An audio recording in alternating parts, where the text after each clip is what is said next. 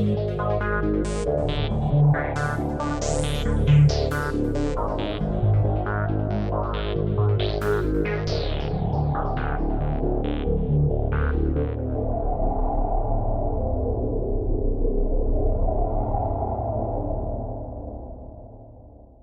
everyone, and welcome to our fourth special Q&A episode of The Trail Went Cold.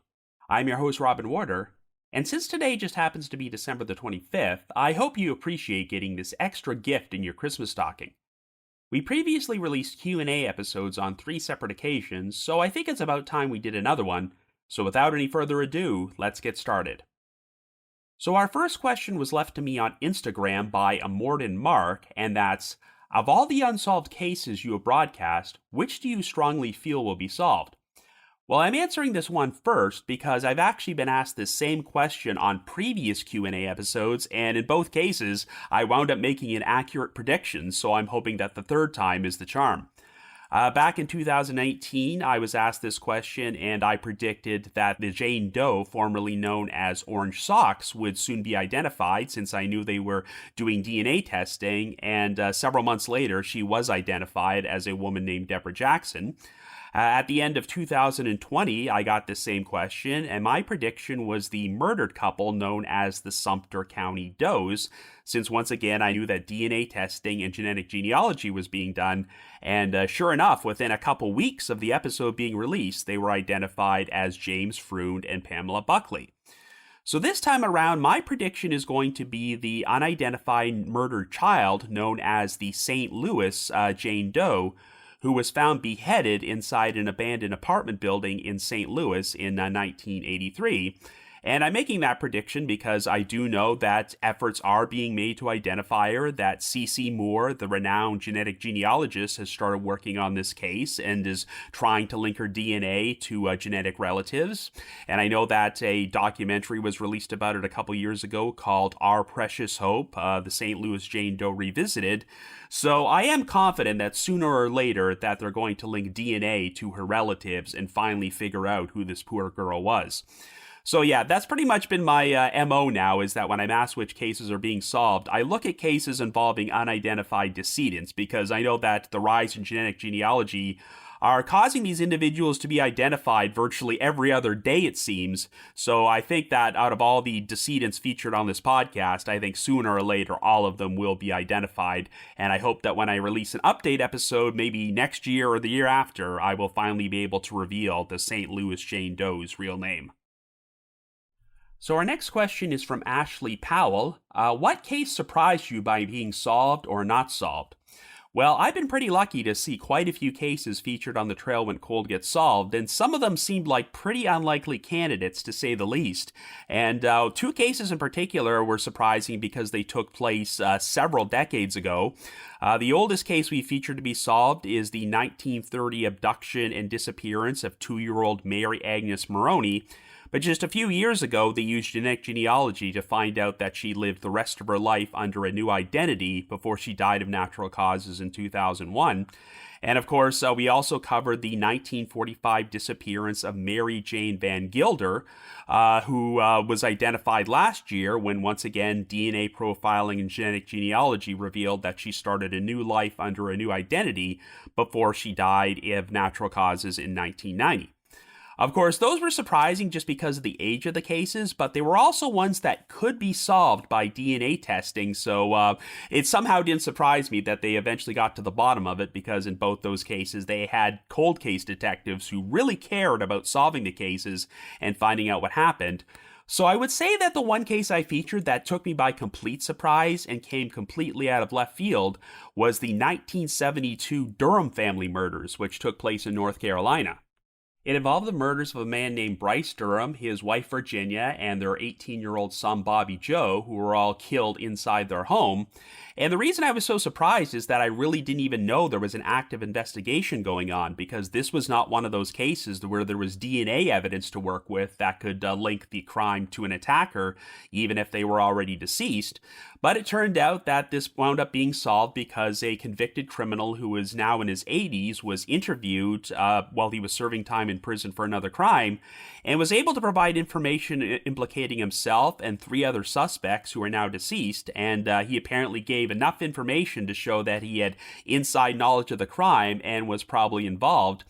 And I covered this in July of 2021, and I think it was just several months later, less than a year, before they announced completely out of the blue that it had been solved, which I certainly was not expecting, given that it took place all the way back in 1972.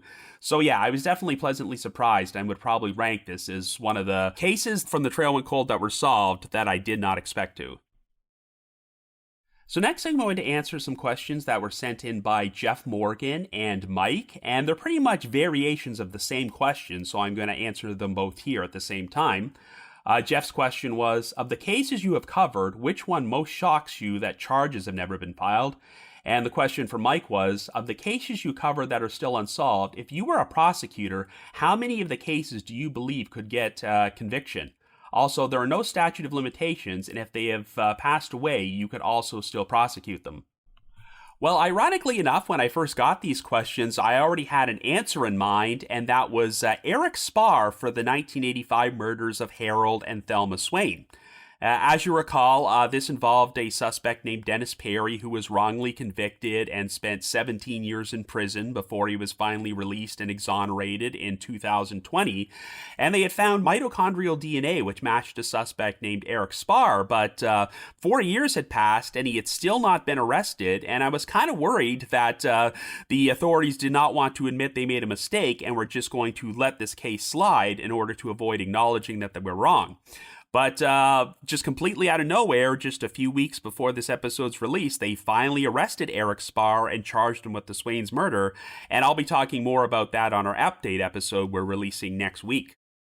So now it looks like I'll have to provide a new answer to that question. I have covered a lot of cases on The Trail Went Cold where it seems obvious who was responsible, but I can also understand why the authorities have not filed charges, as there's just not enough evidence to implicate the suspect. There are definitely a lot of cases in which a spouse has gone missing, and then their estranged husband or their estranged wife seems like the obvious suspect, but because no body has been found and there's no direct evidence of foul play, you can understand why no charges have been filed. But one case I do believe could get a conviction if they arrested the prime suspect is the 1996 disappearance of Patty Vaughn, a 32-year-old mother of 3 who went missing on Christmas Day in Texas. This disappearance happened to take place on the same day that JonBenet Ramsey was murdered, so as you can imagine, that case dominated the headlines, and the Patty Vaughn case really did not get much coverage at all until it was featured on an episode of Disappeared several years later. At the time, she was in the midst of a trial separation from her estranged husband, J.R. Vaughn, and right away he seemed like the prime suspect, and it seemed obvious that he killed her probably in a fit of rage because she was not going to reconcile with him. They've still not found Patty's remains, but there was some physical evidence pointing towards foul play, and a lot of holes in the story that J.R. Vaughn provided to the police. So this is one case where I do believe that if you were to charge J.R. with murder, even without Patty's remains, I do think there's a possibility that you could get a conviction, as there's really no scenario which makes sense other than him being the killer, because you just look at the evidence and the timeline, and the only way her disappearance makes sense is if she was killed by her estranged husband, who subsequently disposed of her remains. But I can understand back in 1996 there was much more of a reluctance to prosecute anyone without the victim's remains, even though it is a lot more common today. And there haven't been any new developments in the case in quite some time, but I do kind of feel that if JR was charged with the evidence they had, they might still be able to get a conviction. But I can also understand why they haven't, because you only have one chance to get it right, and if there's just enough reasonable doubt, the jury can acquit, and then you can never charge the suspect again. So who knows, if new evidence surfaces someday, maybe we might see a resolution in this case. So our next question is from Miranda Merrick of the Midnight Library podcast, and it's, quote, I am so curious about your discovery of and eventual undying love for Unsolved Mysteries. Could you please expound on your experience of the show, its amazing host, and any of the featured stories that stayed on your mind? I'm dying to know. Well, obviously, if there was no Unsolved Mysteries, there would probably not be A Trail Went Cold, and my fandom for the show dates back over 35 years.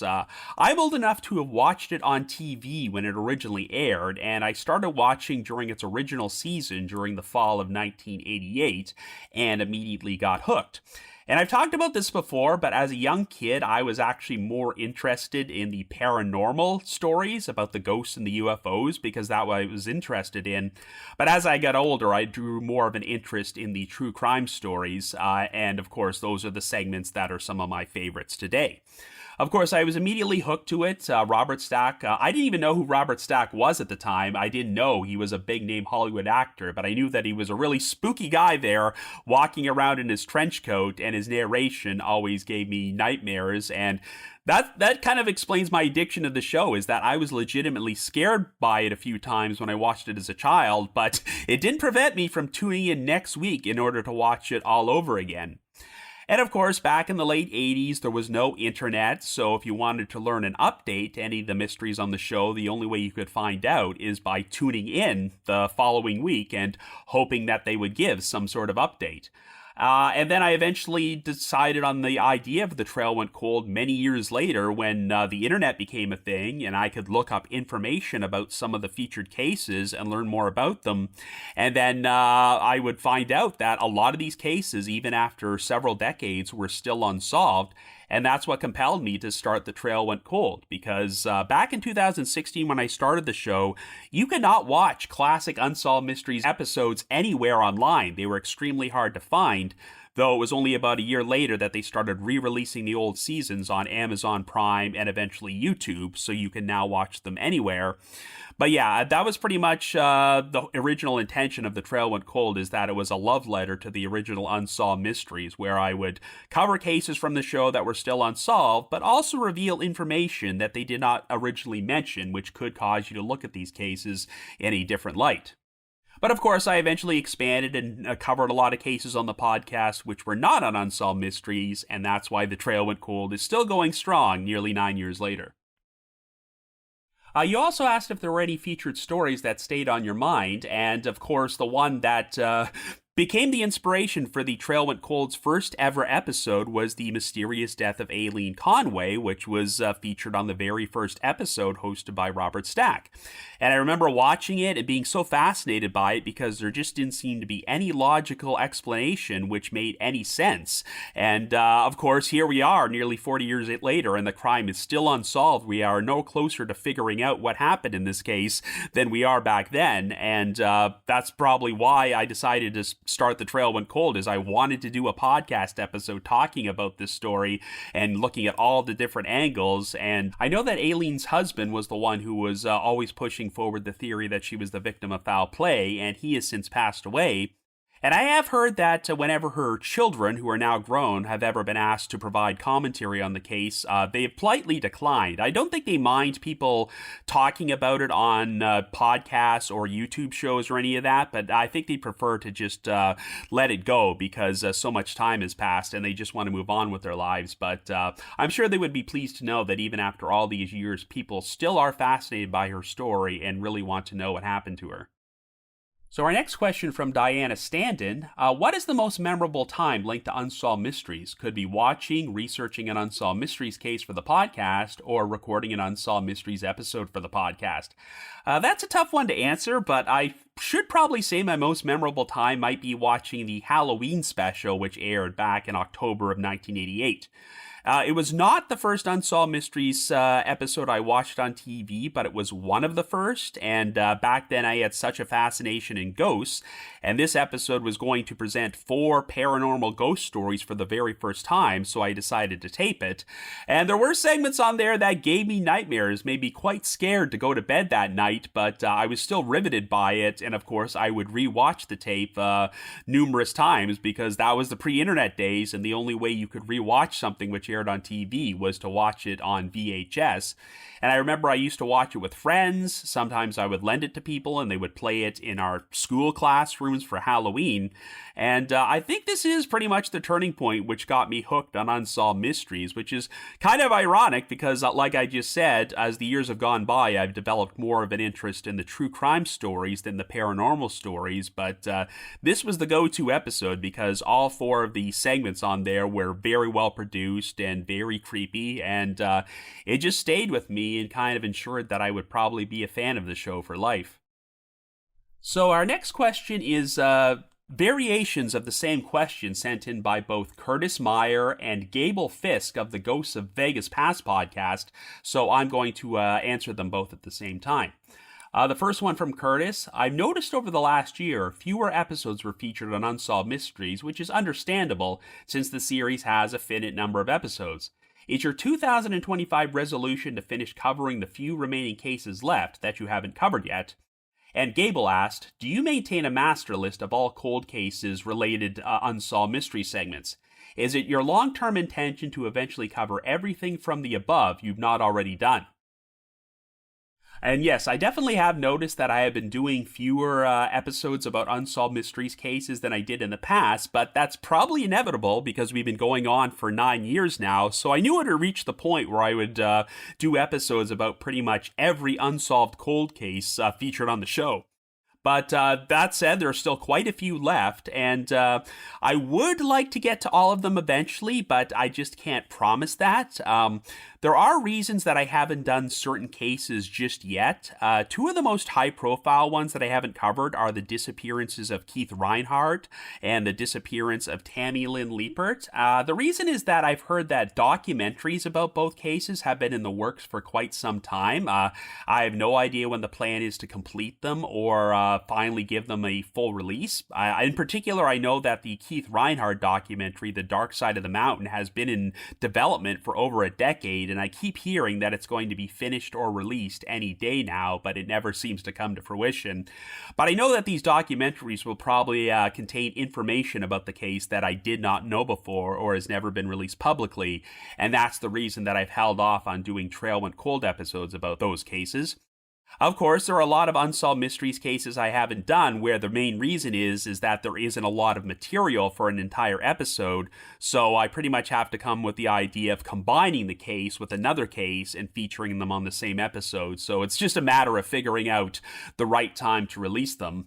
I know that now that they've done like the Netflix reboot, there are probably some new cases I haven't covered yet, and I've also decided that if I run out of cases from the TV show or the Netflix series to cover, I might start focusing on cases from the Unsolved Mysteries podcast, because over the course of a couple years, they produced a podcast which covered a whole bunch of new cases I never heard of before, and it has ceased production, unfortunately, so they aren't releasing any new ones, but I've always wanted to look back at some of those cases and try to do some additional research and kind of see if the podcast was telling the full story. So if I run out of cases from the TV show, I might wind up doing episodes from the Unsolved Mysteries podcast at some point in the future. But the answer to the question is that no, I cannot make a resolution that I will cover all of the remaining Unsolved Mysteries cases in 2025 because there are certain cases that I'm probably not going to cover until the time is right, and I just don't know when that will be. So our next question from Mike: are there any cases that are unsolved from Unsolved Mysteries that you will not cover on your podcast?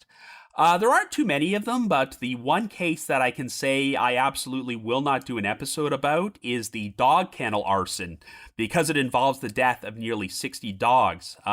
It was featured on one of the earliest episodes of the show and involved a woman named Mabel Wood who kept a dog kennel on a remote farm out of Missouri. One night, someone just showed up there and set the kennel on fire, and all these poor dogs were murdered.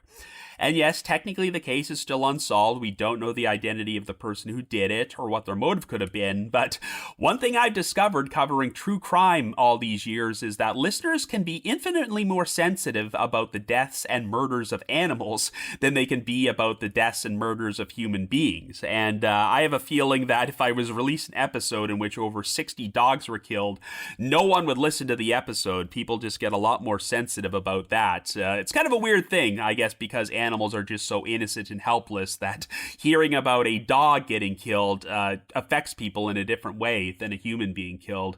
So yeah, I can pretty much state that I will never do an episode about that story, even though it has never been solved. So our next question from Justin Dawson: which mystery from Unsolved Mysteries came the closest to giving you nightmares? For me, it was the Jill and Julie Hansen case.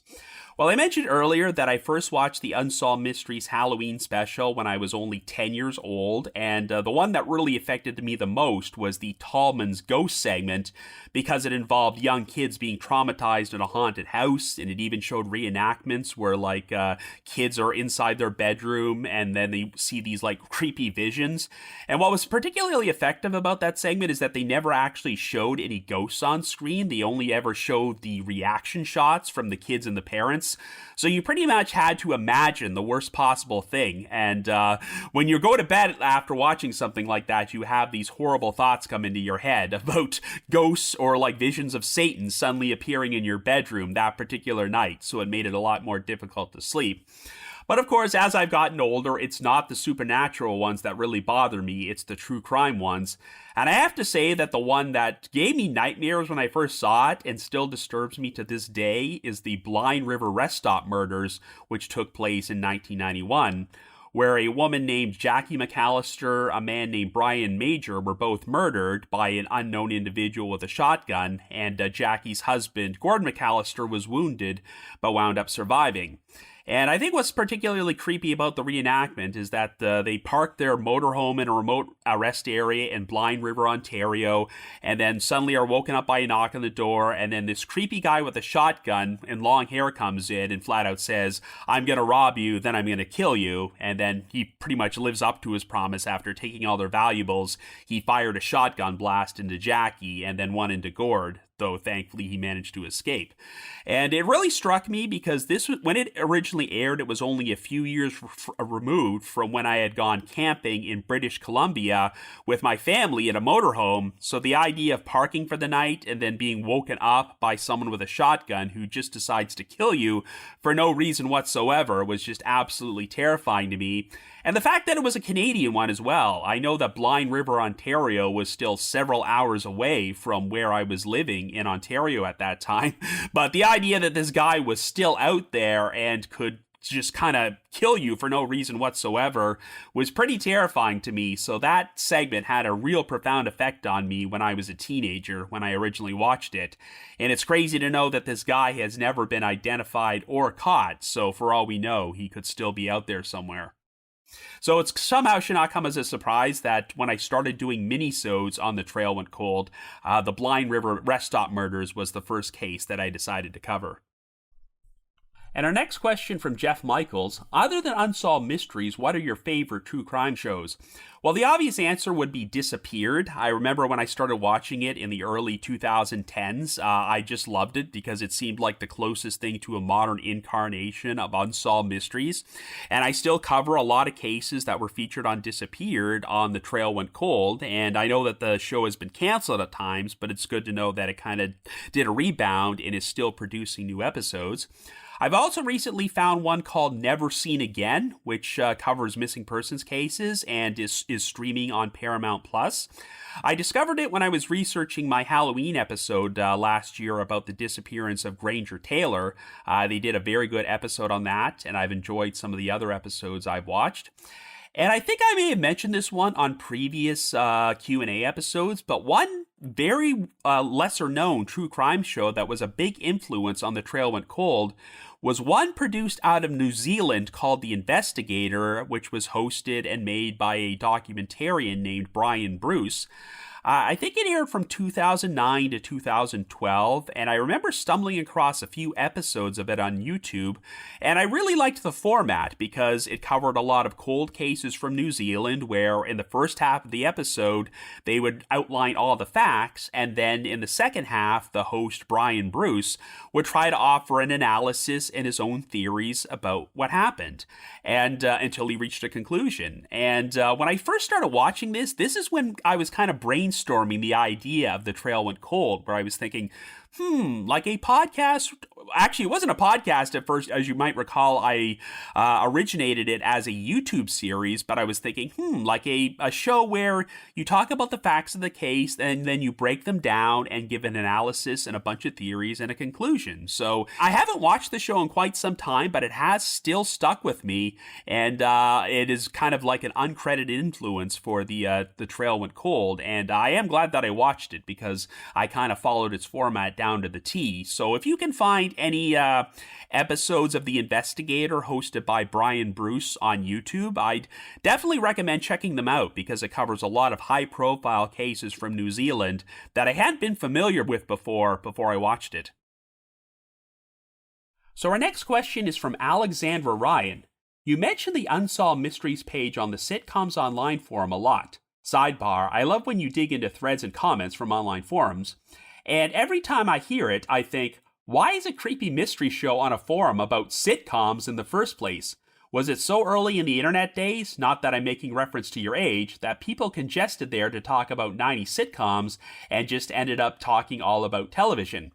I think that is the correct answer, but I will mention that I was not on the Sitcoms Online forum when it originated, but if you go to it now, they have a whole bunch of different threads and forums, and they've split the sitcoms up so that you have ones for 70s sitcoms, 80s sitcoms, 90s sitcoms, 2000 sitcoms, and there are also forums for like TV dramas, reality shows, but what's interesting is that Unsolved Mysteries is the only individual TV show that has its own forum there.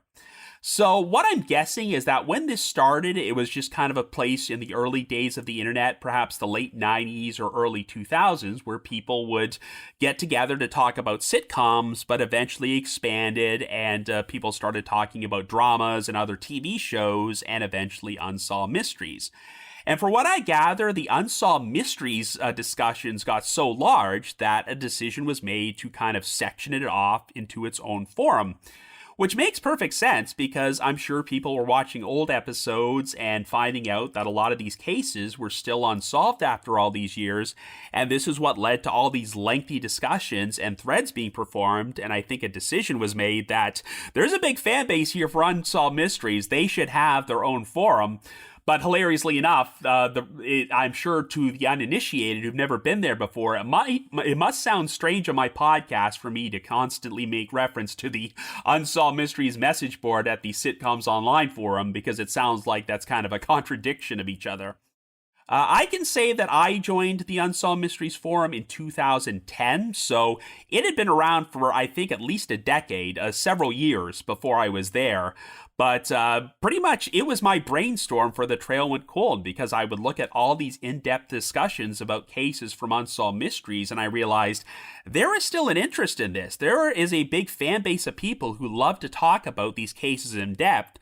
So what would happen if I eventually released a form of media about it? And like I said before, I brainstormed it originally as a YouTube show before it eventually became a podcast in 2016.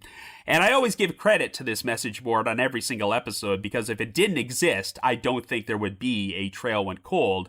And I become friends with a lot of the regular posters there who are also fans of The Trail Went Cold, and I usually talk about certain cases with them all the time. So yes, it's kind of ironic, though, that you could technically say that The Trail Went Cold originated from a forum that was exclusively devoted to sitcoms. So our next question is from Diana Standen. If you could ask Robert Stack anything Unsolved Mysteries related or not, what would it be? Well, honestly, if I got to meet Robert Stack, I would ask him his personal opinions and views about several of the cases featured on Unsolved Mysteries. Because as the host, it was his job to be neutral and non-biased, so he never gave his opinion about any of the cases. And I know when he did interviews, I'm sure he never shared any opinions about any of the stories from the show. So if I ever run into him in the afterlife, I would probably pick his brain and ask, what do you think about this particular case? All we really know about him is that he was kind of a skeptic, so he wasn't as big a fan of doing the paranormal segments as he was doing the true crime and lost love segments. I've already shared the immortal story about how sometimes he would be asked to narrate kind of a ridiculous paranormal segment, and that he would just turn to the producer and say, "Oh, come on!" if he thought it was just kind of a ridiculous, unbelievable story. But he really took the true crime and lost loves segment seriously because he felt like this show was changing people's lives for the better. And you always see, when you see the updates about the lost love segments, he always has like a big smile on his face. So I think he was really proud to be part of a show that helped reunite these people after all these years. But yeah, I think about how the second segment he ever narrated was the one about Aileen Conway, and I've always wondered, like, what was his personal view? Did he believe that this case was a homicide? Did he believe it was an accident or a suicide? And I've always wondered, as the host of the show, if he was ever privy to a lot of information that was not released publicly. Like, did he know information about these cases that kind of caused you to look at these cases in a different light, but it was still his job to kind of maintain the aura of mystery when he narrated the whole thing? How did he feel when he had to narrate a segment where it seemed obvious that a suspect was guilty, but he still had to remain neutral and not offer any opinions? Like, I'd love to hear Robert Stack's thoughts on the whole segment about the disappearance of Dottie Kaler and what he thought about the infamous interview with Jewel Kaler. Did he just kind of roll his eyes and think, how has this guy not been arrested yet and been charged with his wife's murder?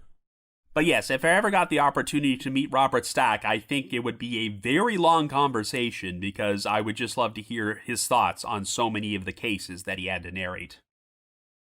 So our next question is a pair of questions from Ian, Brannon, and Mike, and since they're pretty much variations of the same question, I'm going to answer them both together.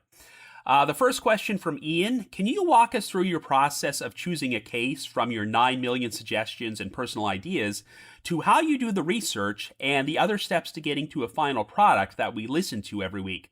I had originally suggested this as a Patreon special, but you said this might be better for your Q&A. And the question from Mike was, how much time does it usually take you to do the research for an episode?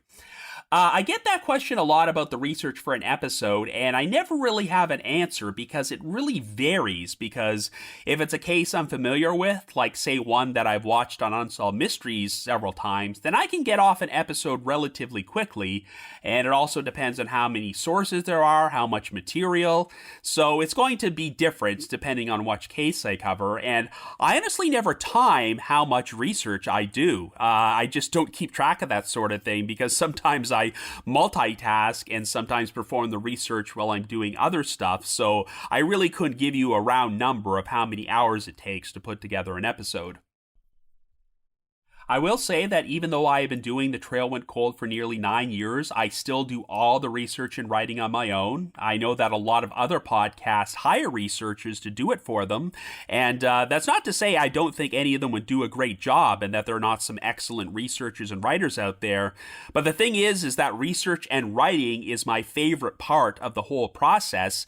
That's what I went to school with. I got a postgraduate degree in script writing, so that's why I would not want to contract someone else to do that part of the job because I love it so much, and just the whole format because I have to give my personal thoughts and analysis, and I feel that if I'm going to do that, I should submerge myself into like all the material, all the research, and I kind of enjoy the process where I dig up new information and then maybe potentially change my thoughts and think, whoa, I used to think this happened in the case, but now that I know this, maybe this happened. So that's why I still do all the research on writing on my own and really have no plans to ever get any outside parties to do it.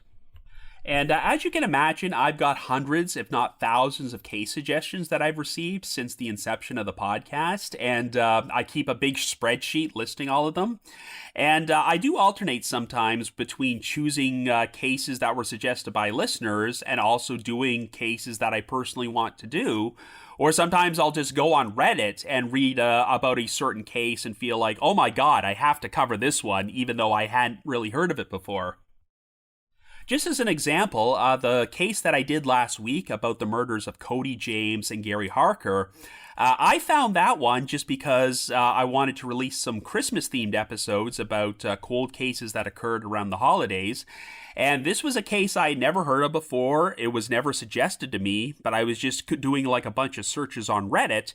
And then I read about this one about these two people who went missing in a pickup truck and how the truck wound up being auctioned off months later without the police realizing that the victims' bodies were concealed inside the truck bed. And I said to myself, this story is so ridiculous that I have to cover this as part of my Christmas episode, even though no one had suggested to me, and there are hundreds of other cases that people have sent to me, which I've known about for years, but I don't really prioritize them where I think to myself, well, this case was sent in so long ago that I better cover it before I cover this other case. It's just, what kind of strikes me as being like the right case to cover at that time. That's kind of how I choose them.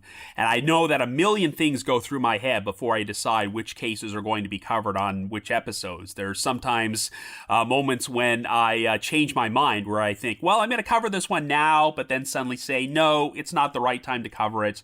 Maybe I'll do an episode about it a couple months down the line. You just have to see what goes on inside my brain to understand, but there are a million factors and variables at play before I decide which case to cover at which time. In regards to research, I know that for the majority of cold cases out there, most law enforcement agencies will not release any case files or documentation, so I'm generally not going to get them in most cases and have to rely on a lot of stuff that's available from the media. And I know that when I'm doing older cases, I find newspapers.com to be a very useful resource. There's some cases that are localized where they won't get national media attention, but if you're able to find like the newspapers from the area where the crime took place, you can pretty much do them in chronological order. I love to go through the newspaper archives from beginning to end just to see how the case unfolds and evolves.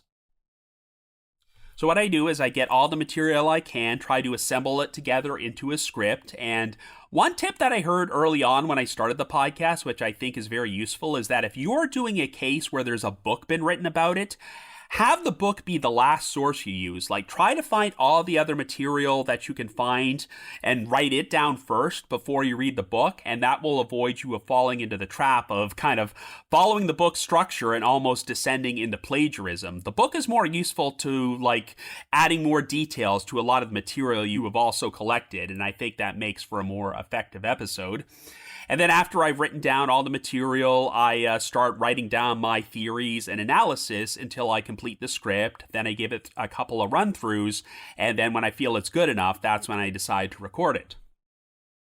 I usually record my episodes on the weekends, and then on Sundays, I send the audio off to McGill Foote, my editor. I'm very lucky to have an editor who does all the technical stuff for me, so I don't have to worry about it. And then usually by Friday or Saturday, McGill has the episode edited together, and then he'll send me the audio to preview it, and I'll point out if there are any errors or flubs that need fixed. And then he, once the episode is completed, he schedules it for release to drop on Wednesday morning and Tuesday mornings for our patrons. One other piece of advice I have is that if you're doing a case where you're working directly with the victim's family, such as the episode I released a couple weeks ago about the disappearance of Nikki Cheng Saley McCain, it's always good to be working on another case on the back burner at the same time, so that if there's some delays with the case involving the victim's family getting the episode released, you'll have something else on the side that you can release at your scheduled time. Because in those cases, you want to make sure you get it absolutely 100% right, that you should get all the proper material for them. You should send them a rough draft of the script and say, if there are any inaccuracies or any factual errors in there, feel free to let me know so we can correct them, and also let me know if there are any details that you don't want to be released or any things I did not include in the script that you think should be in the episode. And of course, victims' families can sometimes be quite busy, so it takes them a while to look through your material, so you should always accommodate them and give them all the time they need. And just if you don't have the episode ready for its scheduled release date, you should have another episode on the side to release in its place, because you don't want to release the episode until you've got the final seal of approval from the family and they say this is perfect, so you can release it just as is. So yeah, obviously my process for every episode is not going to be the same. It's going to depend a lot on the case that I cover, but I've pretty much given you the way that I prepare a Trail Went Cold episode and how I release it, and I pretty much have followed this routine nonstop for the past 9 years, and that's why we've covered so many cases. So our next question was sent to us on Instagram by Morden Mark, and it's, which unsolved cases do you feel are not really a mystery at all? Well, I could pick a lot of candidates for this, but I do feel that a lot of the cases involving suspicious suicides or accidental deaths, that a lot of them, the original ruling was probably correct, and the victim's family is probably in denial, which is why they have pushed forward theories involving foul play. Of course, a lot of these cases were featured on the original Unsolved Mysteries, as well as the Netflix reboot of Unsolved Mysteries. And I've talked before about how when I originally watched them on TV back in the day, when I was much younger and less wiser, I usually took the victim's family at their word that foul play had to have taken place there. But as the years went by and I did further research into these stories, I usually came to the conclusion that, yeah, it probably was a suicide all along, and the victim's family are just in denial. And as an example, I released an episode last month about the deaths of Tony Lombardi and Danny Williams, about young men who were found dead inside their homes of what were ruled to be self-inflicted gunshot wounds, but their families uncovered what they believed were suspicious discrepancies to make them believe that both victims were murdered. And in the Danny Williams case, I looked through some old news articles and learned information that was conveniently left out on Unsolved Mysteries, such as the fact that Danny was known to have an alcohol and possibly even a drug problem, and that he made a phone call to his ex-girlfriend asking her to come see him, but then she said no, and his death was believed to have taken place within about a half hour or so after the phone call. So when you put the pieces of the puzzle together, and then you learn that when his body was found, his house was locked, that it seems like this is not a mystery. This seems like an obvious suicide to me, but of course, Unsolved Mysteries tried to present it as being more mysterious than it really was. A prime example of a case that I have not yet covered on The Trail Went Cold, and I'm not sure if I will, but I don't believe it was a mystery at all, was featured on the Unsolved Mysteries Netflix reboot, was the death of Tiffany Valiente. And even while watching that episode for the first time, the cynical part of me thought to myself, I'll bet you anything that when I research this after watching the episode, I'm going to find out a whole bunch of information that got left out and will make me look at this case in a different light. And sure enough, I found out a lot of details which made me think, this is not a mystery, this seems like an obvious suicide, and I think that her family is just in major denial, which is why they're putting forward all these conspiracy theories about foul play. And these are cases where I almost debate whether I wanted to cover them, where I'm thinking to myself, well, it's interesting to analyze them, to look at all the evidence as a whole and figure out that these deaths are suicides or accidents. But at the same time, do I really want to spend episodes on crimes that cannot be solved? Should I focus more on cases where there can actually be an arrest or a resolution? So I always are kind of conflicted to myself, where there are some cases I want to cover to say that there's no foul play here, this is not a mystery, the victim should rest in peace. But at the same time, I'm thinking to myself, should I focus more on cold case victims who could definitely use the exposure? So our next question is from Christine Delgado. While so many podcasters go down crazy rabbit holes, you're definitely one of the few that come across as incredibly level-headed. Are there any specific cases that you feel the answer is a simple A, while so many others think it's a very convoluted B? Well, I can think of a lot of cases that fit this criteria, but here's a bold statement from me. I think you could apply this logic to the assassination of President John F. Kennedy, and I have now reached the conclusion that the simplest answer, A, is that Lee Harvey Oswald killed him and acted alone. So for many years, I totally believed that there was some sort of conspiracy surrounding JFK's assassination. It was such a fascinating topic to me. But I started to get a newfound interest in the case when I went to the JFK Museum in Dealey Plaza in Dallas when I was there attending the True Crime Podcast Festival in the summer of 2022. And while I was there, I bought a book called Case Closed, published by author Gerald Posner, which I think is the definitive account of the JFK assassination, which outlines an effective case that Lee Harvey Oswald was the sole shooter and acted completely alone, and does a very effective job at debunking all the conspiracy theories and speaking out against all the misinformation that has been spread about this case over the years. And what's particularly effective about the book is that nearly the last 100 pages are citations to sources like the Warren Commission report. So whenever Posner makes a point, he has all the material to back it up. And he also talks about how a lot of the conspiracy theory media about the assassination generally leaves out key pieces of information and key facts in order to support their narrative. The book has a very detailed outline of Lee Harvey Oswald's movements in 1963, and when you look at how his life unfolded during that time period, you just realize he would not have had the time or the opportunity to get mixed up with all these people in order to be involved in a conspiracy to assassinate Kennedy. And one very interesting piece of information I learned in the book that I did not know before and pretty much changed my entire outlook is that when Oswald returned from Mexico to Dallas during the fall of 1963, he nearly got a job at a printing company that he applied to, and the supervisor there was prepared to offer them the job, but then he called one of Oswald's former employers for a reference, and Oswald's former supervisor pretty much said nothing but bad things about him and said, "You really shouldn't hire this guy." And as a result, Oswald didn't get the job. And as a result, it was a friend of Oswald's wife, Marina, named Ruth Payne, who helped Oswald get his job at the Texas School Book Depository. She knew that he was struggling to find employment, but a neighbor of hers had a brother who had a job at the School Book Depository. So Payne pretty much put in a good word for Oswald and helped get him hired. And you're thinking to yourself, well, if Oswald had originally gotten that job at the printing factory, then he would have been in no position to assassinate President Kennedy. So it's one of those things where in order to believe that Oswald was put into this position to be framed for Kennedy's assassination, all these other people, such as Ruth Payne and his former supervisor, the guy at the printing factory, and the people working at the school book depository would all have to be into the conspiracy. And that it's just like a run of bad luck that Oswald happened to be in the position to perform the assassination. It's just like he read in the newspaper a couple days earlier that Kennedy's motorcade was going to go through Dealey Plaza, and he realized that this was a good opportunity in order to perform the shooting. And the book also does a very effective job at kind of debunking a lot of the claims that the ballistics evidence showed it would have been impossible for Oswald to make those shots. So I'd highly recommend it. If you're still a big believer in the JFK conspiracy assassinations, then I'd recommend checking out the book Case Closed by Gerald Posner.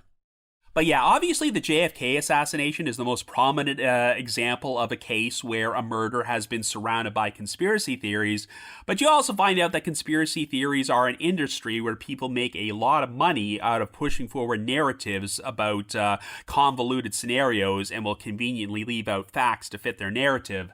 So yeah, it's kind of shaped my feeling in a lot of cases where even though some people think that the answer is a very convoluted B, more often than not, the answer can be a simple A, and the ultimate example of that is Lee Harvey Oswald acting alone. So our next question is from Megan Hill, and her question is related to the topic that I just explored. So most of the time you make sure to lay out why a conspiracy theory or just plain crazy idea is typically not the answer to solve a case, and you are extremely logical and reasonable about it. Are there any cases where you believe the conspiracy theory or crazy idea is exactly what happened, or what is the most out there theory about a case that you believe is the truth, or at least close to the truth? Well, the case that I'm going to select for my answer is one that has had some major developments this year, and I'm going to be talking about it on our update episode next week, and that's the 2000 disappearance of Aisha Degree. As you recall, Aisha Degree was a 9-year-old girl who inexplicably decided to leave her house in the middle of the night, even though there was a rainstorm going on, and a bunch of eyewitnesses saw her walking down the highway alone before she just disappeared. And then over a year and a half later, a book bag that belonged to Aisha that she took with her was found buried at a construction site several miles away. And even though the circumstances of her disappearance are very strange, I always used to believe that the solution to this mystery was probably simple, that Aisha was being groomed by some sort of predator who somehow convinced her to leave her home in the middle of the night for some sort of secret meetup somewhere, and this person subsequently harmed Aisha, killed her, disposed of her body, and then buried her book bag at a different location.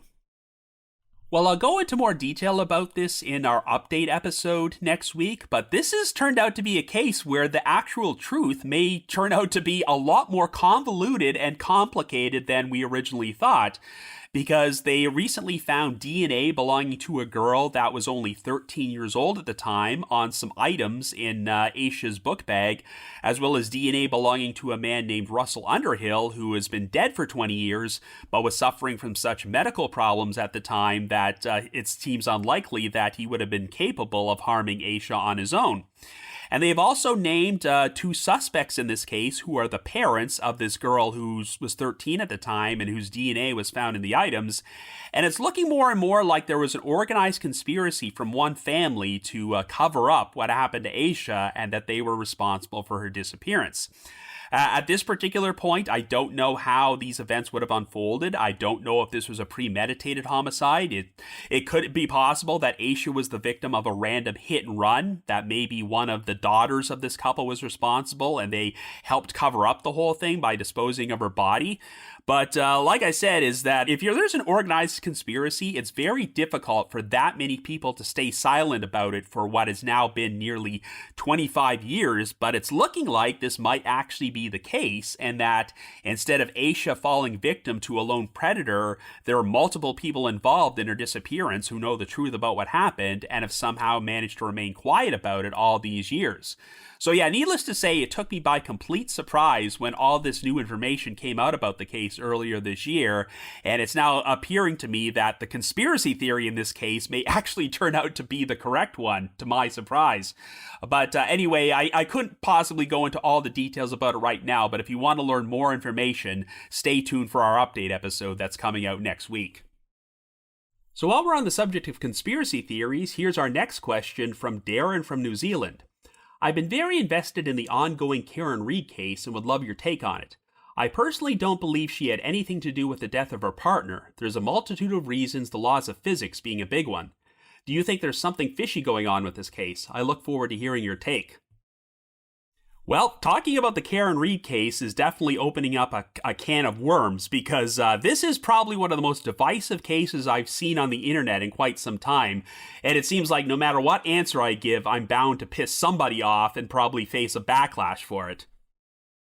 In case any of you out there are not familiar with the Karen Read case, she has been charged with the murder of her boyfriend, John O'Keefe, which took place in Kent, Massachusetts in January of 22.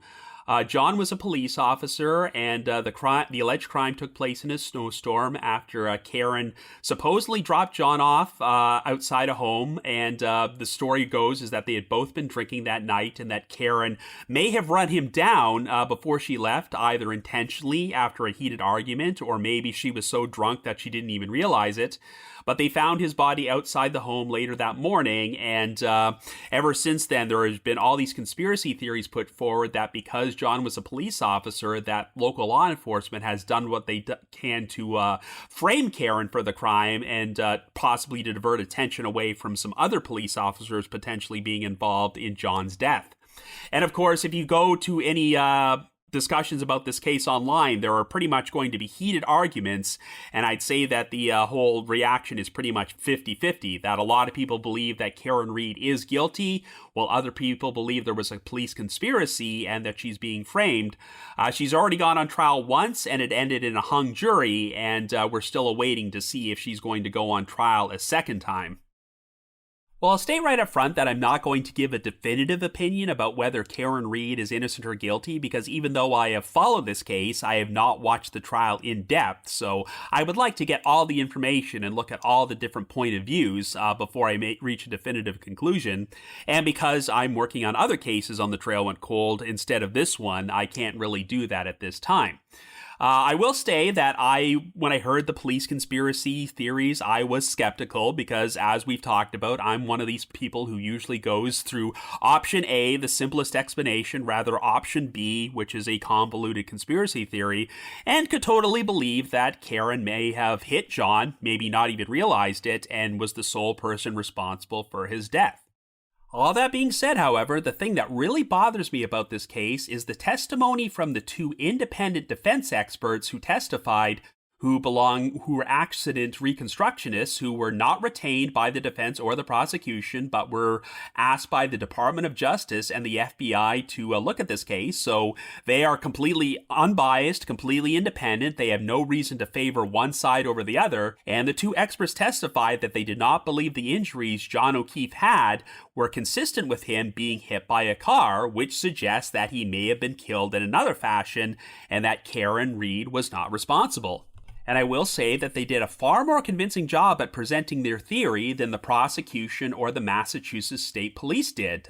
Their theory about John being hit by a car, there are some holes in it. I'm not 100% convinced by it.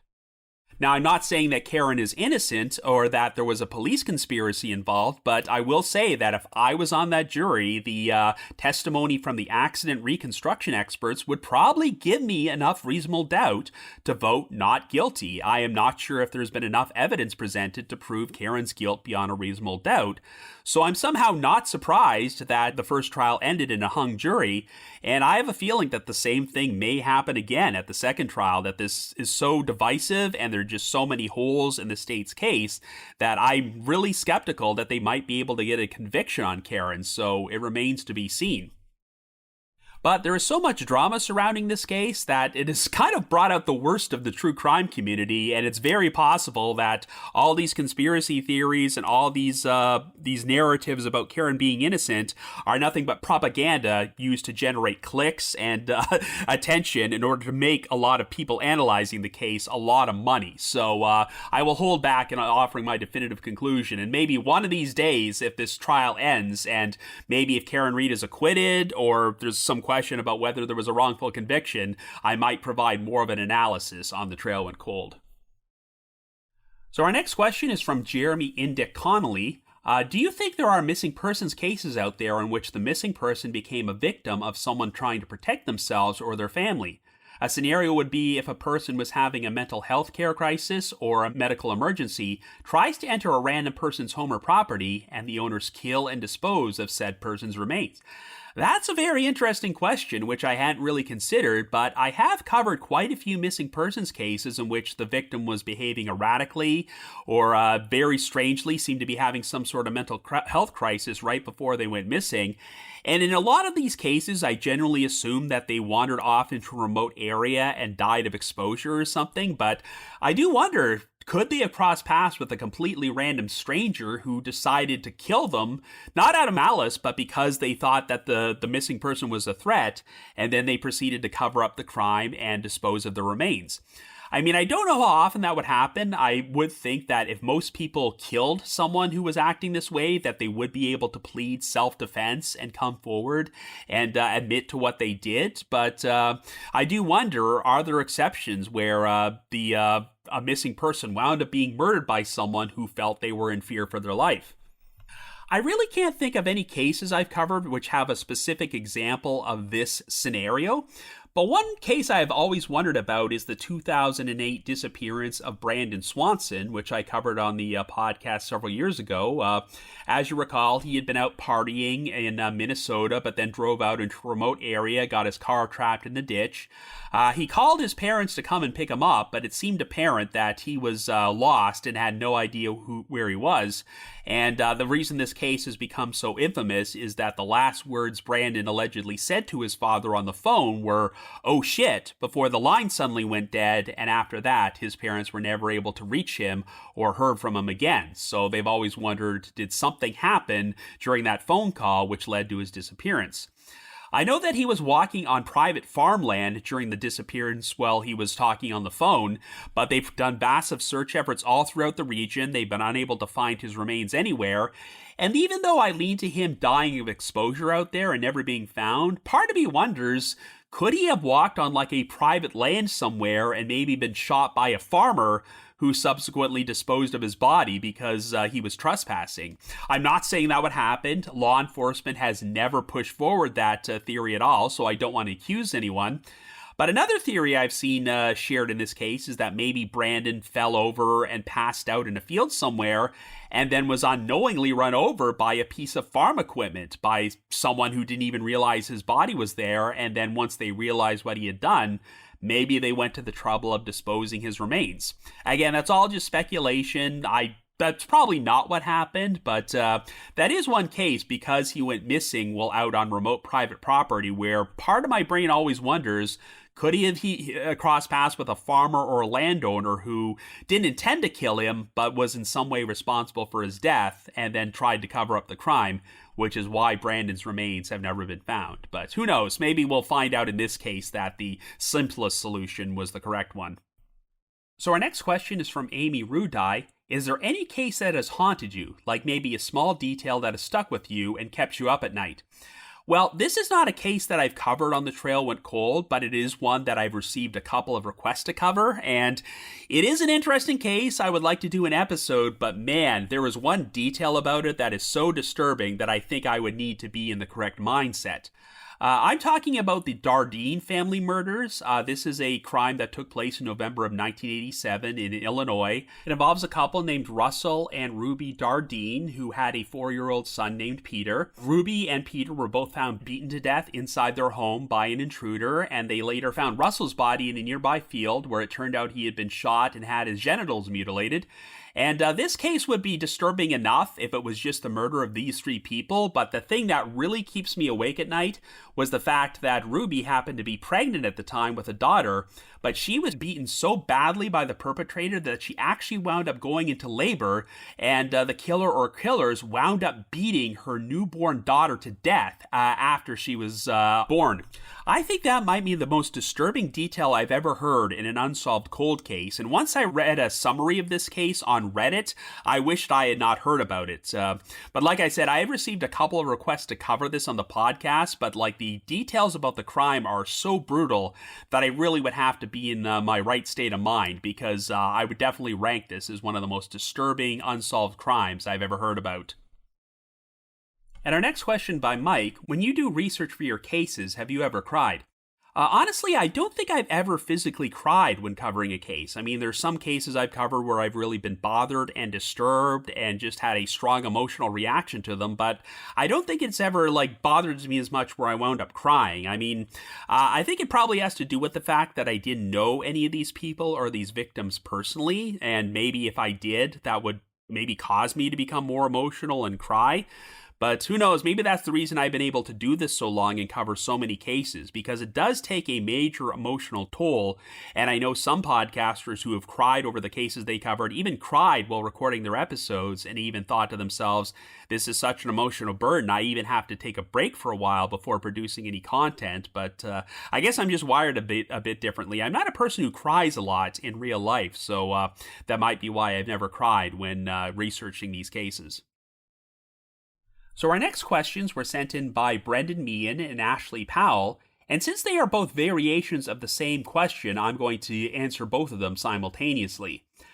Brendan's question was, what is one case you have a great interest in and would potentially cover on The Trail Went Cold, but choose not to since the case in question has been covered by many other true crime podcasts and analyzed to death, as you usually put it? And Ashley's question was, have there been cases that you wanted to cover but chose not to because they were too convoluted or polarizing? Well, my number one answer to this is definitely the Maura Murray case. This is a one that I have great interest in. She went missing in 2004, and I remember first hearing about it on Disappeared when I started watching it in the early 2010s. But as you're probably aware, this has become a case that has been surrounded by pretty much more drama than any other missing persons case I can think of, and has some really polarizing views and a lot of drama surrounding it. And it may be a case that has a simple explanation. I'm not going to say I 100% completely believe this is what happened, but it is possible that Maura, after crashing her car, walked into the woods, died of exposure in the cold weather, and they have just not found her remains during the search effort. And if this is what happened, if the simpler solution is the correct one, then that means that all this drama and all these conspiracy theories surrounding this case have been for nothing. But the main reason I don't want to cover it on The Trail Went Cold is that I've since met Maura's sister, Julie Murray, and I see her all the time at a lot of these podcasting conventions, and we get along well. And she recently started her own podcast called Media Pressure, which was a multi-episode season surrounding Maura's disappearance, and she wanted to set the record straight because her family have been the recipients of some very negative fallback. They get accused of a lot of unsavory things, and of course there has been so much information spread about Maura's case that her family insists is not true, that she's been painted in a negative light by some parties, and Julie just wanted to use this season in order to set the record straight and talk about who Maura was a person, and talk about which stuff you've heard about this case is true and which stuff is not true. And I do know that the Mora family does believe that Mora was the victim of foul play, that after her car crash, she crossed paths with someone who may have driven her away from the scene and harmed her, and they are less inclined to believe that the simple explanation that she walked into the woods and died of exposure. And I really have no idea where I fall in this case, but it is one where there is just so much material out there and has been analyzed so much. And now that we've got like a full season from the victim's sister who can provide all the clear and concise facts, what else could I really contribute to the case? What else could I say? So it's definitely a case I will always have an interest in, and they're definitely hoping for a resolution, but I don't think you will see it covered on The Trail Went Cold. And our next question from Ashley Powell: are there cases that you will never cover outside of graphic children cases, of course? Well, the ones that I don't think are covered are the ones where I believe that the original explanation of either a suicide or an accident is the correct one, and that there was no foul play and there was no mystery. I mean, I have covered a lot of cases like this on The Trail Went Cold, ones that from Unsolved Mysteries, such as like Ray Rivera and Tony Lombardi and Danny Williams, where I believe that there was no foul play. But in those cases, I do think there is still a lot of interesting stuff to analyze and talk about.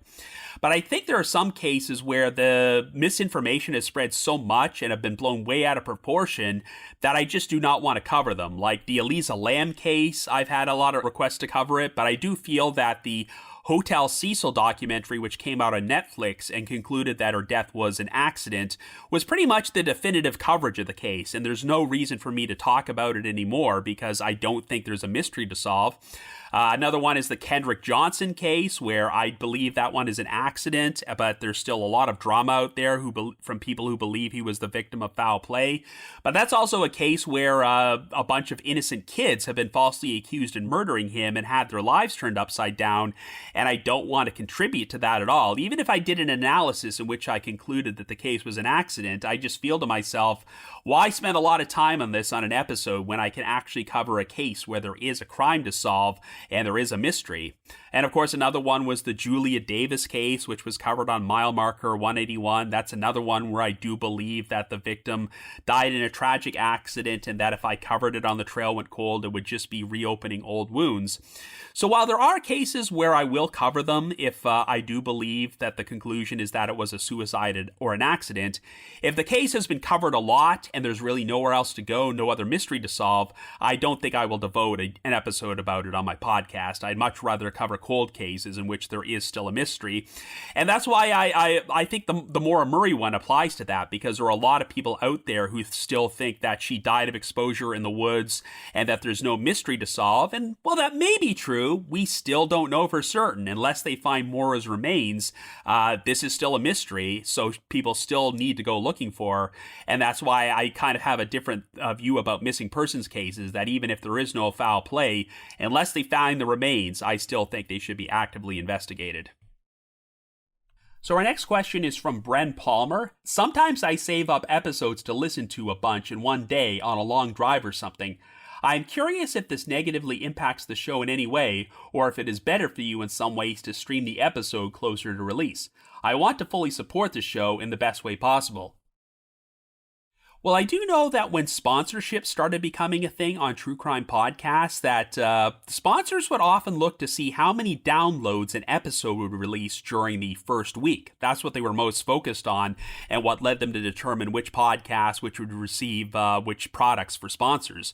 And I don't know if that really applies today. A lot has changed in the podcasting world, so I don't want to say to you that you positively must listen to an episode right after it comes out during the first week. I don't want to pressure anyone, because I do believe that you should listen to it whenever you want. So if you want to save up episodes and listen to them at a later time, that's perfectly okay. But of course, if you want to listen to them right after they come out, that's perfectly okay as well. But whatever you choose, do not think that it negatively impacts the show in any way. So our next question is from Hannah Parker. Do you know of any updates this year in the Tommy Ziegler case? Unfortunately, I don't have anything new to share, and I know it's been over a year or so since the DNA testing took place in the case. I know that this is a very complicated case where there are a lot of pieces of evidence and a lot of specialized DNA testing which need to be performed, so I have a feeling it's going to take a while. There was kind of a snag back in 2023 because the one person who authorized the DNA testing to take place was Monique Worrell, who was the state attorney for Florida's 9th Judicial Circuit.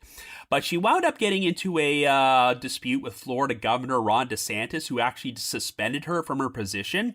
I didn't hear anything about how this was going to negative impact the DNA testing. They never said that it was going to stop. But I kind of took it as a red flag because Worrell was one of the biggest supporters and advocates for having this testing took place. So I did fear that if she was out of the picture, then maybe a halt would be brought to the testing. However, this past November, Monique Worrell was reelected as the 9th Circuit State's attorney. I haven't heard if this has had any impact at all on the DNA testing or Tommy's case, but at least if she's in the position, I think that Tommy will get a fair shake, and that if the DNA results do go in Tommy's favor, I think she will hear them out, because it sounds like she is most interested in getting to the truth, whereas I feel that a lot of her predecessors in Florida only want to run out the clock and keep the DNA evidence away and hope that Tommy just dies of natural causes on death row and it'll no longer be their problem. So I am crossing my fingers that we do get some conclusive answers on the DNA testing at some point in the future, but because of Tommy's advanced age, I believe he will be turning 79 years old this coming year, so time is running out, and I am hoping that we do get some conclusive answers while he is still alive and before he dies of natural causes. So now we have a very unusual question from Mike. Do you believe that Lady Wonder was really a psychic horse? Personally, I was very skeptical, but now I am convinced that he was one. Well, if you're wondering who Lady Wonder was, I briefly talked about this back on episode 109 about the 1952 disappearance of Connie Smith, because during the stages of the investigation, the authorities actually brought in a so-called telepathic psychic horse named Lady Wonder. How it worked is that whenever Lady Wonder was asked a question, she would answer it by using her snout on a lever to flip up alphabet cards on a giant keyboard. No, seriously. Lady Wonder was apparently a popular attraction during this time period because in the months prior to Connie's disappearance, she apparently once provided information which helped police find the body of a missing Massachusetts boy. So after that, people started bringing in Lady Wonder to ask her advice on a whole bunch of other missing persons cases. She was pretty much the Sylvia Browne of the 1950s, except she was a horse. And I know that when Lady Wonder was asked about what happened to Connie Smith, she apparently spelled out the word Los Angeles, but that lead didn't pan out. They didn't find Connie in Los Angeles, and the case is still unsolved to this day. It said that as well as helping the police in criminal investigations, Lady Wonder was said to have predicted the outcome of boxing fights and political elections, but more often than not, Lady Wonder was wrong and inaccurate, so even though she did help lead to the recovery of a missing boy, that might have just been more pure luck than anything. Myself, after doing a little bit of additional research, I'm now more skeptical about the whole thing, because they did find out that Lady Wonder's owner, Claudia Fonda, it appeared that she would often give the horse cues with a whip. That if she knew the answer, that she would do cues to help Lady Wonder spell out the correct answers. And it seemed that when Claudia Fonda did not know the answer, Lady Wonder would usually answer incorrectly. So it was kind of thing where, like, if she was able to provide the accurate answer, Fonda would help guide the horse. But if she didn't actually know the answer, there wasn't much she could do. So obviously Lady Wonder was unable to present any of her psychic abilities. All that being said, it does sound like Lady Wonder had a more accurate record of giving correct predictions than Sylvia Browne did, so I do give her credit for that. And our next question is from Matt Squatch. What is your favorite cryptid? And I will add the disclaimer that no, Squatch is not Matt's actual last name, but that's the name he uses on Facebook because he has such a fascination with Sasquatch. But I think you'll be happy to hear that I still rank Bigfoot as my favorite cryptid. I had a big fascination with Bigfoot during the late 1980s. Probably was helped because I watched the hit film Harry and the Hendersons with John Lithgow. That was a childhood favorite of mine and made me wonder if Bigfoot actually existed out there. And I think it was only about a year and a half after Harry and the Hendersons came out that Unsolved Mysteries did their own segment about Bigfoot, who had been spotted in a small village in Colorado. And as the years went on, they produced a couple of Bigfoot segments, and I think they did one about the Yeti as well. And I remember as a kid seeing a still image from the Patterson-Gimlin film, which was allegedly shot of Bigfoot in California in 1967. And even though a lot of people have tried to debunk it since then, this was the pre-internet age when I was still a kid, so I totally believed it was a photo of Bigfoot. But as the years have gone by, I'm thinking to myself, well, if Bigfoot was real, I think they would have discovered it by now, or someone would have gotten a more convincing photograph or convincing footage of the creature in the forest, because we now have cell phones that can take photos and videos at the drop of a hat. But back in the 1980s and early 90s, I totally believed that Bigfoot was real. So our next question is from Alexandra Ryan. I'd love to know about your early days online. Did you always contribute to read online forums about TV and movies? Well, here's an interesting story that I don't believe I've shared on the podcast before, but back in the mid-1990s, when the internet was still a relatively new thing, I was a member of the CompuServe forum, which I don't think exists anymore, but was a pretty great place at the time for discussing movies and TV shows. And what was particularly exciting is that one of these forums, one of the active participants, was none other than the late, great film critic, Roger Ebert. And I even got to interact with him a few times, and I thought that was the most exciting thing ever, because back in the early 1990s, getting to interact with a celebrity on the internet was a pretty big deal, but Ebert was pretty way ahead of his time in figuring out that the internet could be a very useful tool for film criticism, so people would send in questions to this forum as part of his movie Answer Man column, and he would even answer them sometimes, so it was a great place to hang out and get to chat with a celebrity. But sometimes when people would send in questions to Ebert, there would be these long threads where people would provide their own answers or their own analysis, and sometimes Ebert would quote some of the other posters at the forum as sources in his movie Answer Man column. So imagine how shocked I was in January of 1997 when his Answer Man column was published and contained this question, quote, I saw Wes Craven's Scream last week. At the very end of the credits, it says no thanks whatsoever to the school at which Scream was partially filmed. Did Craven and the school have a falling out, or was this an inside joke? I've never seen a movie with end credits saying no thanks, end quote. So here was the first part of Ebert's answer, quote, Janet Hill of Miramax tells me the Santa Rosa School District reneged on a verbal agreement to allow the production to film at that school. At the 11th hour, Craven had to find another location. The school in the movie was filmed at the Sonoma Community Center in Sonoma, California. End quote. But here's what Ebert wrote next, which completely made my jaw drop. Quote, Robin Warder of the CompuServe Showbiz Forum adds, what made Craven really mad was that the very week after, the same school allowed Ron Howard to film a movie there. Apparently, they were happier to accommodate Opie than the creator Freddy Krueger. End quote. So yeah, I was quite shocked by that because I had participated in a thread where someone sent in that question about the school that Scream was filmed at, and I just left that comment, and Ebert just decided to quote it in his Answer Man and even messaged me personally to let me know, which I was so grateful. So in my eyes, Roger Ebert will always be the man for what he did.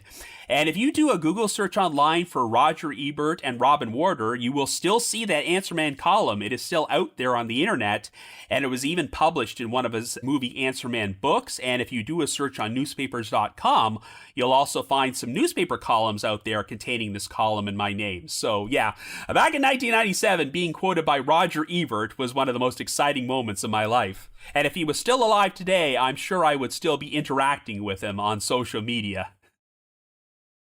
So our next question is from Christine Delgado. I greatly enjoyed your bonus movie episodes. Is there a true crime film that is acclaimed that you feel misses the mark or just isn't all that great? Well, in case you're unaware, on Patreon, I've released a couple of movie-related episodes where I've counted down such as my top 10 favorite movies based on true crimes or my top 10 favorite movies inspired by true crimes, because as you probably know, I am a major film buff, and I can definitely name a lot of bad true crime films, but the issue is that most of them can't be classified as acclaimed because they generally got bad reviews and were not well liked. So I suppose if I had to give a pick for a true crime film which is acclaimed, which I don't particularly care for, my pick would probably be the 1973 film Badlands, directed by Terrence Malick. This case is inspired by the murder spree from Charles Starkweather and his teenage girlfriend Carol Ann Fugate, which took place in 1958. The movie is heavily fictionalized, but the characters in it are played by Martin Sheen, who plays the character based on Starkweather, and Sissy Spacek, in one of her earlier roles, plays his 15-year-old girlfriend, who is inspired by Carol Ann Fugate, and you both see them go on a killing spree together, murdering a whole bunch of random people before they are caught. This film got a lot of praise when it came out, mostly positive reviews, and it does contain fairly strong performances from Martin Sheen and Sissy Spacek. This was still fairly early in both of their careers. But I have to say that when I first watched it, it just didn't do anything for me. I just thought it was really slow-paced and low in energy and was expecting a whole lot more. I will add the disclaimer that it's been, I think, 25 years since I originally saw it, so maybe if I watched it today, I would like it a lot better. But I think my dislike about this film is my dislike for Terrence Malick in general, because I think most of his films are the cinematic equivalent of watching paint dry. Films like The Thin Red Line and The New World and The Tree of Life are some of the more frustrating cinematic experiences I had, because he tells fairly interesting stories, but he does it in such a slow-paced, low-energy manner that I find myself quite bored by them. And I guess I was expecting Badlands to be more like something like Natural Born Killers, Oliver Stone's film, which came out in the 90s, that would be a lot more energetic and exciting, but Badlands just didn't do it for me, and it was probably the first Terrence Malick film I saw, but I think I saw The Thin Red Line only a couple months after I saw Badlands and absolutely hated it, so I think that probably increased my dislike for Badlands even more, but I do know there are a lot of people who watch the film, and if I rewatched it today, I might like it a bit more, but it's probably the best example I can think of a true crime film that got a lot of praise and acclaim, but just didn't do it for me. Since I just previously talked about the JFK assassination, I probably will give something of an honorable mention to Oliver Stone's JFK, which as an individual film I absolutely love. I think it's a great piece of entertainment. That's why I put it on my list on my all-time favorite films based on true crimes. But now that I've done further research on the JFK assassination, I've realized that Oliver Stone's film is a piece of propaganda that is not exactly known for historical accuracies and takes a lot of dramatic liberties. But as a standalone film, it's still great. I still love it, but just don't watch it expecting it to be an accurate representation of the JFK assassination. So our next question is from Jeff Hawkins. Listening to your podcast over the years, I have gleaned that you are an avid Blue Jays fan as well as a wrestling fan. Do you have any other professional sports allegiances? We hail from the same neck of the woods. I was curious if you are an NHL fan, and if so, do you cheer for our local NHL team? Well, I don't know which neck of the woods you're in. I live in Ottawa, but I have to say that I am not an Ottawa Senators fan, and I sadly am a diehard fan of the Toronto Maple Leafs. So yeah, I've been following the NHL since childhood, and being a Toronto Maple Leafs fan can sometimes feel like emotional abuse because of all the toil that we experience. I mean, I was lucky enough to witness a Toronto Blue Jays World Series win, and was even present when Joe Carter hit the World Series winning home run, one of the greatest experiences of my life.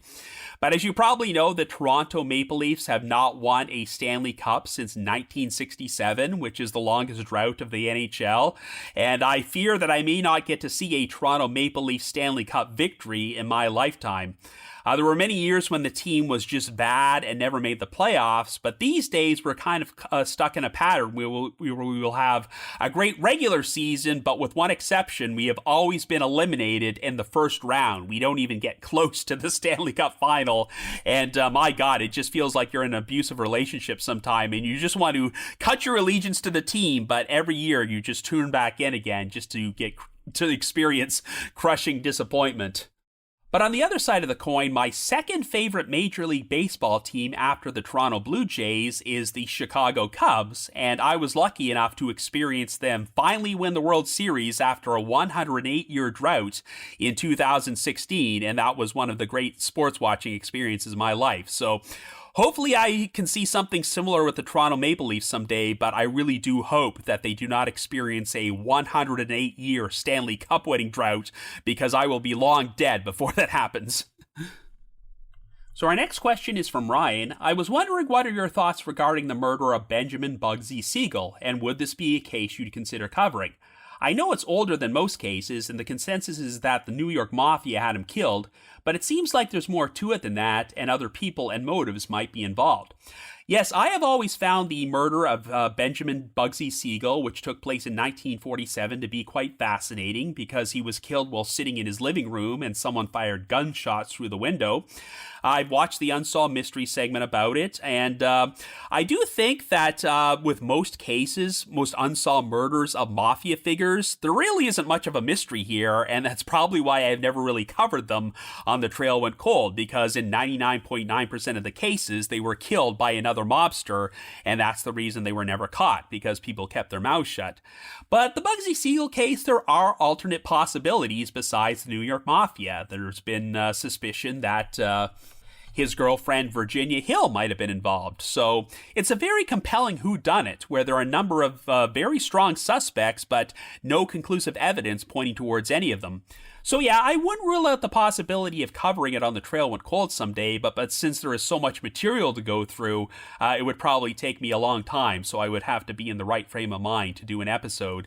But even though it's old, that doesn't stop me, because I've done cold cases from like the 1920s, 30s, and 40s, so that doesn't disqualify me from doing an episode on Bugsy Siegel. And as a side note, at the time of the episode's release, I'm currently visiting my family for the holidays, and a couple weeks ago, I was actually contacted by my brother Phil, who has a whole bunch of old VHS tapes that I lent him so many years ago, and he was asking if I still wanted them, and he's gonna give them back to me. And one of them is a VHS tape of the Warren Beatty film Bugsy, which came out in 1991, in which he played Bugsy Siegel. And yes, I told him that, yes, you can give that back to me, because believe it or not, I still have a VCR, so I can still watch it. So maybe I'll rewatch the movie at some point in the future, and it will make me more compelled to put together a podcast episode. So our next question is from Scott Owings. If you could own any piece of true crime memorabilia from a case you have covered, what would it be?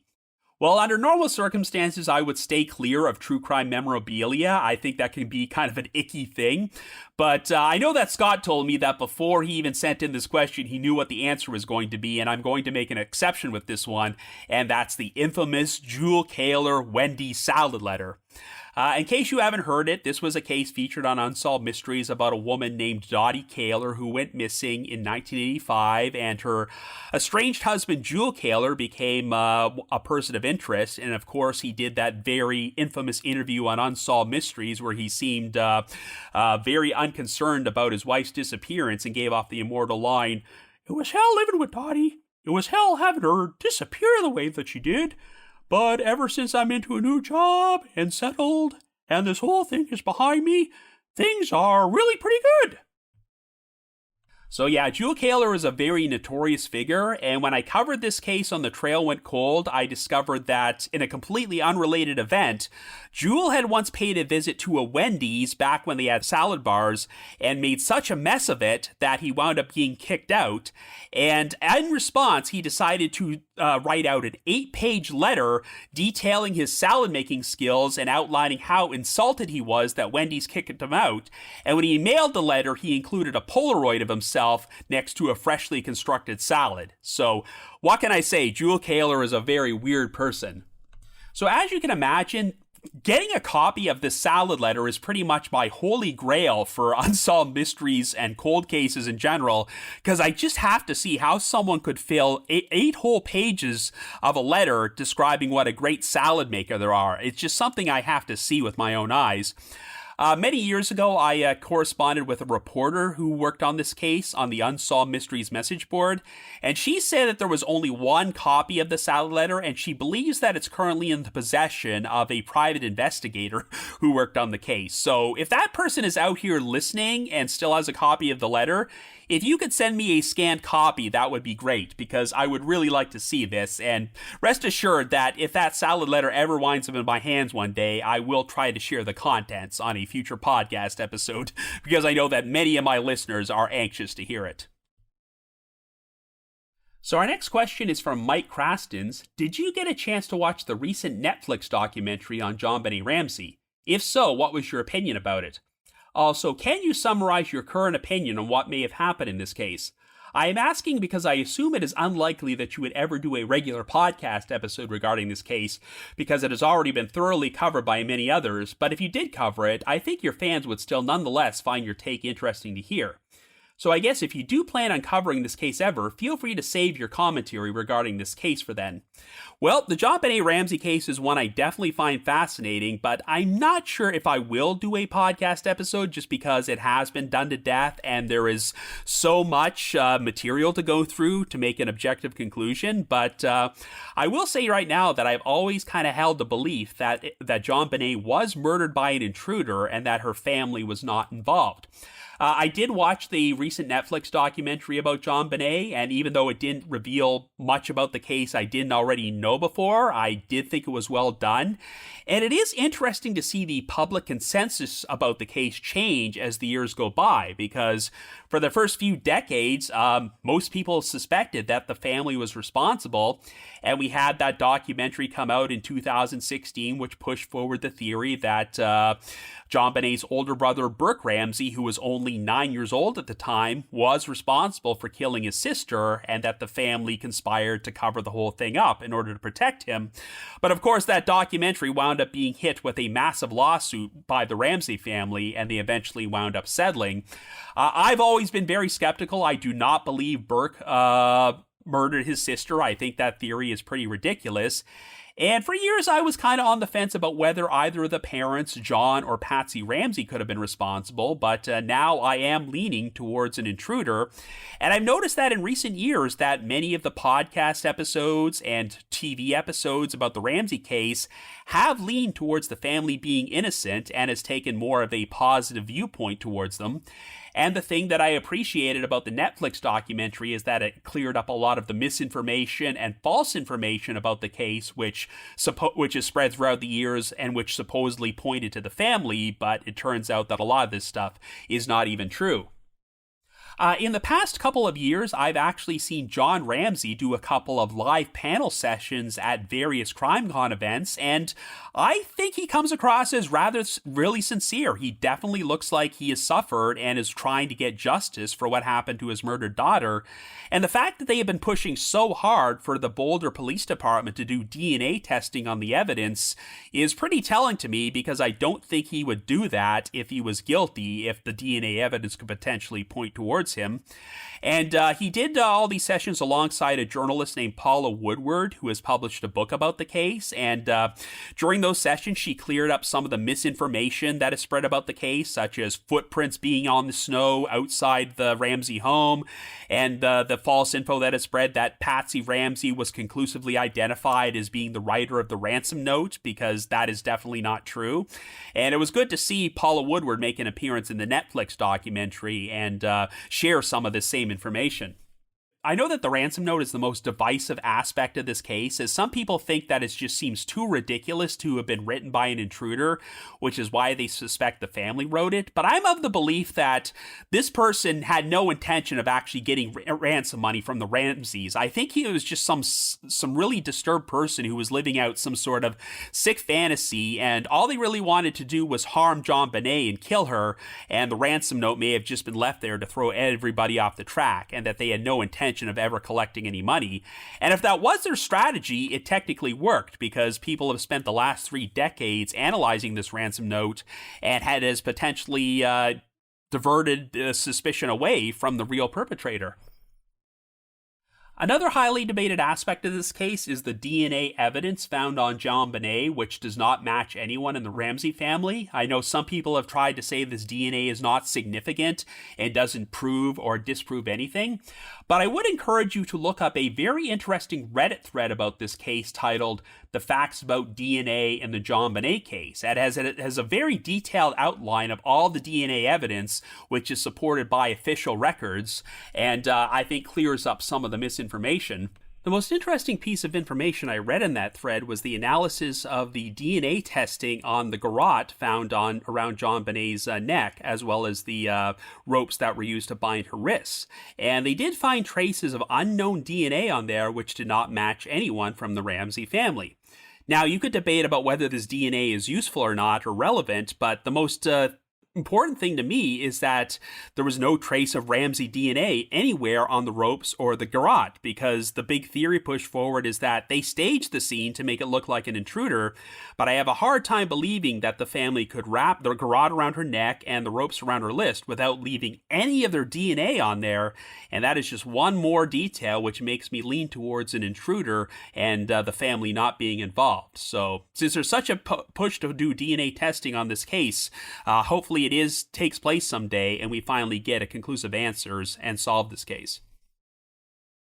So our next question from Bren Palmer: what are your thoughts on people traveling to scenes of well-known crimes and taking pictures, etc.? I understand it could be a way of paying respects, but also seems to border on disrespectful touristy behavior as well, especially if it is a privately owned home property. Well, I have to admit that I am guilty of this myself. I have visited scenes of a lot of famous crimes. We just mentioned the JonBenet Ramsey case, and when I was in Denver for the True Crime Podcast Festival back in July, I actually took a trip to Boulder, Colorado, and traveled outside the Ramsey home, though at this point it's surrounded by a lot of trees to obscure it, because I'm sure the new owners know that a lot of people try to see their house because it was the site of such an infamous crime. I've also seen places like the former site of the Ziegler Furniture Store in Winter Garden, Florida, from the Tommy Ziegler case, and I will say that I like to travel to these places just to get a sense of realism to these crimes that I cover, because when you actually visit the real place and you realize that these events actually happened here, it kind of causes you to look at the case in a different light and somehow makes the whole situation seem more real. But you're right, when you're talking about places like the Ramsey home, these are pieces of private property that people are now living in, so you don't want to be too disrespectful. So you should try to be inconspicuous when you show up at these places, and if you do take pictures, do not post them on social media because you're invading people's privacies. I mean, as an example of the other thing, when I was in Austin, Texas for the True Crime Podcast Festival in 2023, we were only a few miles away from the site of the Austin yogurt shop murders from 1991, so I traveled over there. But that's a public place that actually has a memorial enshrined for the 4 victims, so that was a case where I had no trouble taking any pictures or issues showing it on social media because it is meant to memorialize the victims. So yeah, I'm not going to try to lecture people or advise people not to go to sites of famous crimes, because if I did, I would be a major hypocrite since I've done it myself. But all I can say is that if you choose to do this, be as respectful as possible and try to respect their privacy and do not bother anyone. So our last question is from Ian Brandon, and we're going to end this Q&A episode on a lighter note because his question is: what was the funniest part of a story of one of your episodes that you either had to stop recording because you were laughing so hard or you nearly had to stop? Well, on most circumstances, that question wouldn't apply here because this is a true crime podcast where we cover we cover a bunch of sad and tragic events where there's nothing to laugh at. But every now and then we do get absurd elements to these cases that are a bit humorous, and there are times when I chuckle. And one of the most notorious examples of this was not for an episode I released to the general public, but actually for an exclusive bonus Patreon episode I released a couple years ago about a young woman named Julie Mott.